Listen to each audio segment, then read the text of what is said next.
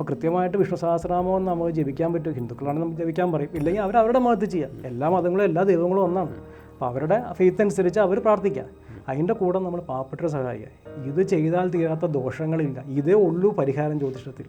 വിഷ്ണു സഹസ്രനാമവും പരിഹാരങ്ങളും കഴിഞ്ഞ നിരവധി വർഷങ്ങളായിട്ട് ഓൺലൈൻ ആപ്പുകളിലും ഓൺലൈൻ വെബ്സൈറ്റുകളിലും ജ്യോതിഷ സേവനങ്ങൾ നൽകിക്കൊണ്ടിരിക്കുന്ന മധു നെടുമ്പള്ളി ABCയിലേക്ക് സ്വാഗതം.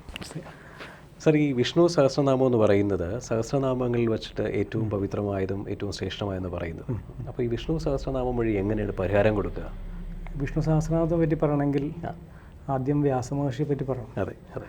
അതായത് വസിഷ്ഠ മഹർഷിയുടെ പുത്രൻ ആണ് ശക്തി മഹർഷി. അപ്പോൾ അദ്ദേഹത്തിൻ്റെ പുത്രനാണ് പരാശര മഹർഷി. പരാശര മഹർഷിയുടെ പുത്രനാണ് വ്യാസമഹർഷി. അത് മഹാഭാരതത്തിലെ അനുശാസന പർവ്വത്തിലാണ് വിഷ്ണു സഹസ്രനാമ മന്ത്രത്തിനെ പറ്റി പറഞ്ഞിട്ടുള്ളത്. ഈ മന്ത്രത്തിൻ്റെ പ്രത്യേകത എന്ന് പറഞ്ഞാൽ ഈ ജ്യോതിഷത്തിൻ്റെ പരമാചാര്യൻ എന്ന് പറയുന്നത് പരാശര മഹർഷിയാണ്.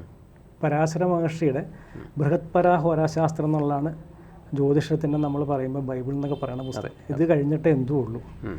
പിന്നീട് ഇപ്പം നമ്മുടെ കേരളത്തിലെങ്കിലൊക്കെ ഉള്ളൊരു പരിഹാരം എന്ന് പറഞ്ഞാൽ കൂടുതലും ആൾക്കാർ നോക്കുന്നത് ഈ പറഞ്ഞ വരാഹഹോര, അതുപോലെ അതിന് ശേഷം വന്ന ഫലദീപിക, ഇങ്ങനെയുള്ളതൊക്കെയാണ് ഇപ്പം കേരളത്തിലെ കൂടുതലായിട്ട് ആൾക്കാർ ചെയ്യുന്നത്. ഇതൊക്കെ ഒരു 7-ാം നൂറ്റാണ്ടിലൊക്കെ വന്നിട്ടുള്ളതാണ്. പക്ഷേ പരാശര മഹർഷിയുടെ ബൃഹത്പരാശര ഹോരാശാസ്ത്രയാണ് ജ്യോതിഷത്തിൻ്റെ അടിസ്ഥാന ഗ്രന്ഥം. അപ്പോൾ ഈ അടിസ്ഥാന ഗ്രന്ഥത്തിൽ പറഞ്ഞിട്ടുള്ള പരിഹാരമാണ് വിഷ്ണു സഹസ്രനാമം. വിഷ്ണു സഹസ്രനാമം എന്ന് പറഞ്ഞാൽ ഇത് മഹാഭാരത യുദ്ധകാലത്ത് ഭീഷ്മ പിതാമഹൻ ശരശയ്യെ കിടക്കുമ്പോൾ പാണ്ഡവരും ശ്രീകൃഷ്ണനും കൂടി ഇദ്ദേഹത്തിനെ കാണാൻ വേണ്ടി വരാണ്. അതായത് ഉത്തരായന കാലത്താണ് യുദ്ധം തുടങ്ങിയത്. അപ്പോൾ ദക്ഷിണായനം ആവുന്നതിന് മുമ്പ് അദ്ദേഹത്തിന് മരിക്കാനുള്ള സമയമായി. അപ്പോൾ ഭഗവാൻ പറയും, പിതാമഹ അങ്ങയുടെ കാലം ആവാറായി, അപ്പോൾ എന്തെങ്കിലും നല്ലൊരു കാര്യം മക്കൾക്ക് പറഞ്ഞു കൊടുക്കാൻ പറയും. അപ്പം അങ്ങനെ പറഞ്ഞു കൊടുക്കാൻ പറയുമ്പോൾ അദ്ദേഹം പറഞ്ഞാണ് വിഷ്ണു സഹസ്രനാമത്തിൽ ഒരു മന്ത്രമുണ്ട്, ഈ ലോകത്തിലെ വെച്ച് ഏറ്റവും ശ്രേഷ്ഠകരമായ മന്ത്രമാണ്. ഈ മന്ത്രം അദ്ദേഹം നിങ്ങൾ ഉപദേശിച്ചു കൊടുക്കണം എന്ന് പറയും. അപ്പോൾ ഭഗവാൻ പറഞ്ഞു, ഞാൻ പറയുന്നില്ല, ഭീഷ്മർ എന്ന് പറഞ്ഞോളാൻ പറയും. കാരണം അദ്ദേഹത്തിന് അവസാനത്തെ ജന്മമാണ്, ഇതുകൊണ്ട് ഒരു സായുജ്യം കൂടെ ഉണ്ട്, എന്നിലേക്ക് വരികയാണ്. അത് ഭഗവാന്റെ അടുത്തേക്കാണല്ലോ വരുന്നത്. അപ്പോൾ ഇത് വിധിയാൻ പറഞ്ഞ് ഉപദേശിക്കാൻ പറയും. അങ്ങനെ മഹാഭാരത യുദ്ധത്തിൽ വെച്ചിട്ട് യുദ്ധം കഴിഞ്ഞ ദിവസങ്ങളിൽ ഈ യുധിഷ്ഠിരനാണെങ്കിൽ ഓരോ ദിവസവും ഓരോ അക്ഷരം വെച്ച് മരിച്ചുകൊണ്ടിരിക്കണം. 3 ലക്ഷം പേര് എല്ലാ ദിവസവും മരിച്ചുകൊണ്ടിരിക്കണം. അപ്പോൾ അതിൻ്റെ ഒരു സങ്കടത്തിൽ നിൽക്കുകയാണ്. അദ്ദേഹം കാരണമാണ് ഈ യുദ്ധം ഉണ്ടായതാണ് അദ്ദേഹത്തിന് മനസ്സിൽ തോന്നൽ. അപ്പോൾ വളരെ സങ്കടപ്പെട്ട് ഭീഷ്മപിതാവിനെ കാണാൻ വന്നപ്പോൾ അദ്ദേഹം കൊടുക്കുന്ന ഉപദേശമാണ് ഈ മന്ത്രം. അപ്പോൾ ഈ മന്ത്രത്തിൻ്റെ ശക്തി എന്ന് പറഞ്ഞാൽ, ഇപ്പോൾ നമ്മളൊക്കെ ഇതിനു മുമ്പ് ജനിച്ചിട്ടുണ്ട്, നമ്മൾ ഇനിയും ജനിക്കും. ഇത് പ്രത്യേകിച്ച് ഹിന്ദുക്കളുടെ മഹാഭാരതം, രാമായണം, മഹാഭാരതം ഇതെല്ലാത്തിലും കൃത്യമായിട്ട് പുനർജന്മത്തിനെ പറ്റി പറയുന്നുണ്ട്.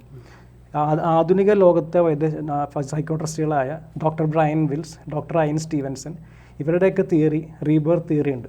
ഡോക്ടർ ബ്രയൻ വിൽസ് എന്ന് പറഞ്ഞാൽ അദ്ദേഹത്തിൻ്റെ മൈ മാസ്റ്റേഴ്സിൻ്റെ പുസ്തകമുണ്ട്, വളരെ ശ്രേഷ്ഠമാണ്. ഈ പുസ്തകം എന്ന് പറഞ്ഞാൽ അവർ 43 ജന്മം വരെ അദ്ദേഹം ഹിപ്നോട്ടിസ് ചെയ്ത് പോയി, ഇത്രയും വരെ പോയി. അപ്പോൾ അത്രയും വേൾഡ്സിലെ ബെസ്റ്റ് സെല്ലറാണ്. അപ്പോൾ അദ്ദേഹം പറഞ്ഞതെന്ന് വെച്ചാൽ അവരൊക്കെ പറയുന്ന റീബർത്ത് തിയറി കഴിഞ്ഞാൽ നമ്മൾ ഇതിനു മുമ്പ് ജനിച്ചിട്ടുണ്ട്, നമ്മൾ ഇനിയും ജനിക്കും, അതിൽ യാതൊരു സംശയമില്ല. പിന്നെ നമ്മുടെ ഇന്ത്യയിൽ തന്നെ മഹാത്മാഗാന്ധിയൊക്കെ നേരിട്ട് അന്വേഷിച്ച് ശാന്താദേവിയുടെ ഒക്കെ കേസുണ്ട്. ഇതെല്ലാം പുനർജന്മമാണ്. അപ്പം നമ്മൾ ഇതിനു മുമ്പ് ജനിച്ചിട്ടുണ്ട്, നമ്മൾ ഇനിയും ജനിക്കും. അപ്പോൾ ആത്മാവ് മാത്രമോ ശരീരം മാത്രമോ മാറുന്നുള്ളൂ, ആത്മാവ് നിശ്ചയം. ഒരു ജനിച്ച് അവസാനം കഴിയുമ്പോൾ ഒരു കാലഘട്ടത്തിൽ നമ്മൾ ഭഗവാനിലേക്ക് പോവാണ്. ഇതാണ് എല്ലാ മതത്തിൻ്റെ അടിസ്ഥാനം തന്നെയാണ്. കാരണം ഇപ്പോൾ ഞാനിപ്പോൾ ഹിന്ദു മതത്തെ പറ്റി പറഞ്ഞെന്ന് മാത്രമേ ഉള്ളൂ. അപ്പോൾ പരാശര മഹർഷി പറയണമെന്ന് വെച്ചാൽ എല്ലാ പൂർവ്വജന്മങ്ങളിൽ ചെയ്ത എല്ലാ ദോഷങ്ങൾക്കും ഉള്ളൊരു പരിഹാരമാണ് ഈ വിഷ്ണു സഹസ്രനാമ മന്ത്രം. ഇപ്പം ഞാനൊരു ജ്യോത്സ്യനാണ്, എന്നെ വിളിക്കുന്ന ആൾക്കാർക്ക് ഞാൻ പറഞ്ഞു കൊടുക്കുന്ന ഏക പരിഹാരമാണത്. വിഷ്ണു സഹസ്രനാമം ചൊല്ലി തുടങ്ങിക്കോ. അത് ചൊല്ലണമെന്ന് പറയുന്നില്ല, കേട്ടാലും ഫലമുണ്ട്. അതായത് സഹസ്രനാമത്തിൻ്റെ അവസാനം പറയുന്നത് 108 വരികളിലാണ് പറയുന്നത്. എന്താണെന്ന് വെച്ചാൽ 1001 നാമങ്ങൾ കൊണ്ട് നമ്മൾ ഭഗവാനെ ഭജിക്കുകയാണ്. അപ്പോൾ ഭഗവാൻ പറഞ്ഞു, ഞാൻ നിങ്ങളെ നോക്കിക്കോളാം എന്ന് പറഞ്ഞേ, ഒരു ഉറപ്പാണ് കൊടുക്കണേ. അതായത് നിങ്ങളുടെ കാര്യം ഞാൻ നോക്കോളാം, നിങ്ങൾ എന്നെ ഭജിക്കല്ലേ, 1000 നാമങ്ങൾ നിങ്ങൾ എന്നെ ഭജിക്കുകയാണ്. അതായത് പ്രത്യേകിച്ച് അവസാനം വിഷ്ണു സഹസ്രനാമത്തിൻ്റെ അവസാനം അതിൻ്റെ ഫലശ്രുതി പറയുന്നുണ്ട്. എന്താണ് ഇത് കേൾക്കുന്ന ആൾക്കാർക്കും ഫലം എന്ന് പറഞ്ഞത്. അപ്പോൾ നമ്മളെല്ലാവരോടും പറയാൻ പറ്റില്ല, ഭരിക്കാൻ പറയാൻ പറ്റില്ല. കാരണം ഇതെന്താണെന്ന് വെച്ചാൽ സംസ്കൃതം എല്ലാവർക്കും മനസ്സിലായിക്കൊള്ളുന്നില്ല. വേണ്ട, ഇപ്പം നമുക്ക് എല്ലാ ആധുനികമായിട്ടുള്ള എല്ലാ സൗകര്യങ്ങളും ഉണ്ട്, യൂട്യൂബിലുണ്ട്. ഇത് ഡൗൺലോഡ് ചെയ്ത് ഭക്തിയോട് കേട്ടാൽ മതി. 22 മിനിറ്റ് 18 മിനിറ്റ് കൊണ്ട് ഈ പറഞ്ഞ 108 വരിയെല്ലാം ചൊല്ലി തരുന്നുണ്ട്. അപ്പോൾ നമ്മളിത് ഭക്തിയോടെ കേട്ടാൽ നമ്മുടെ പൂർവ്വജന്മ ദോഷങ്ങളെല്ലാം തീർന്നു തീർന്നില്ലെങ്കിലും കുറഞ്ഞു കിട്ടും. ഒരു 30% കുറഞ്ഞാലും മതിയല്ല. കാരണം ദോഷങ്ങൾ ആർക്കും ഒന്നും മാറ്റാൻ പറ്റില്ല. അപ്പം നമ്മളിപ്പോൾ ഇപ്പോഴത്തെ ആൾക്കാർ പറയുന്ന കാര്യം വഴിപാട് ചെയ്താൽ മാറാം, ഏലസ് ഇട്ടാൽ മാറാം, അല്ലെങ്കിൽ കല്ലിട്ടാൽ മാറാം. ഇതൊന്നും പരാശര മഹർഷി പറഞ്ഞിട്ടില്ല. പരാശരമഹർഷിക്ക് അപ്പുറത്തേക്ക് വേറെ വാക്കില്ല. ജ്യോതിഷത്തിൽ അദ്ദേഹമാണ് പരമഗുരു. അദ്ദേഹം പറഞ്ഞിട്ടുള്ള ഏക പരിഹാരമാണ് വിഷ്ണു സഹസ്രനാമം. അപ്പോൾ ഈ മന്ത്രം നമ്മൾ ജപിക്കുകയോ കേൾക്കുകയോ ചെയ്താൽ അവിടെ നിന്ന് നമ്മുടെ കാര്യങ്ങൾ തിരിയാണ് ഒന്നാമത്തെ കാര്യം. രണ്ടാമത്തെ പരിഹാരം പാവപ്പെട്ടവരെ സഹായിക്കുക. നമുക്ക് കിട്ടുന്ന പൈസയിൽ നിന്ന് കൃത്യമായിട്ട് നമ്മൾ എന്തെങ്കിലും പൈസ പാവപ്പെട്ടവർക്ക് കൊടുക്കുക. ഇപ്പോൾ എന്ത് നമുക്ക് കിട്ടിയാലും മാസം പൈസ ആയിട്ട് കൊടുക്കുക, അല്ലെങ്കിൽ മരുന്ന് മേടിച്ച് കൊടുക്കുക. അല്ല അന്നദാനം ചെയ്താൽ പോയി, അത് വേറെ. അത് ആൾക്കാർ ഭക്ഷണം കഴിച്ച് എന്തെങ്കിലും കുറ്റം പറഞ്ഞിട്ട് പോകും, അതല്ല ശരിക്കും പാവപ്പെട്ടു. ഇപ്പം നമുക്ക് ചുറ്റും ഇഷ്ടംമാതിരി പാവപ്പെട്ട ആൾക്കാരുണ്ട്. നമ്മൾ ഒരു മാസം നമുക്ക് കിട്ടുന്ന പൈസ നമ്മൾ കുറച്ച് പൈസ മാറ്റി വെച്ച് നോക്കും. അടുത്ത മാസം ഇതേ സമയം ഭഗവാൻ നമ്മളെ കാണിച്ചു തരും, നമ്മുടെ മുമ്പിൽ കൊണ്ടുവരും, ആളെ കൊണ്ടുവരും. എൻ്റെ അനുഭവത്തിൽ നിന്ന് ഞാൻ പറയണേ. അപ്പോൾ കൃത്യമായിട്ട് വിഷ്ണു സഹസ്രനാമം നമുക്ക് ജപിക്കാൻ പറ്റും. ഹിന്ദുക്കളാണെങ്കിൽ നമുക്ക് ജപിക്കാൻ പറയും, ഇല്ലെങ്കിൽ അവരുടെ മതത്തിൽ ചെയ്യാം. എല്ലാ മതങ്ങളും എല്ലാ ദൈവങ്ങളും ഒന്നാണ്. അപ്പോൾ അവരുടെ ഫെയ്ത്ത് അനുസരിച്ച് അവർ പ്രാർത്ഥിക്കുക. അതിൻ്റെ കൂടെ നമ്മൾ പാവപ്പെട്ടവരെ സഹായിക്കുക. ഇത് ചെയ്താൽ തീരാത്ത ദോഷങ്ങളില്ല. ഇതേ ഉള്ളൂ പരിഹാരം ജ്യോതിഷത്തിൽ.